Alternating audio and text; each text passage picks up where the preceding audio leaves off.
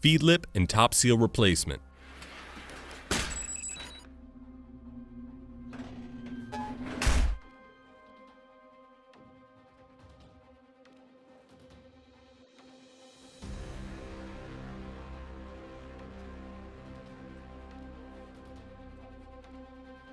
Lay the magazine on its side and use the small punch to remove the small pin at the top of the magazine. As you're tapping out the pin, look to see that the end coming out the other side has some texture or ribbing. If it doesn't, you will need to flip the magazine over and tap the pin out the other way. Now remove the feed lip. Next, the top seal. Next, using the parts in your kit, install the new top seal.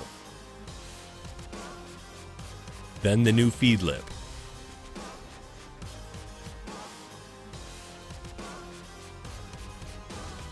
Finally, reinstall the pin, smooth end first, being sure to tap the pin in flush.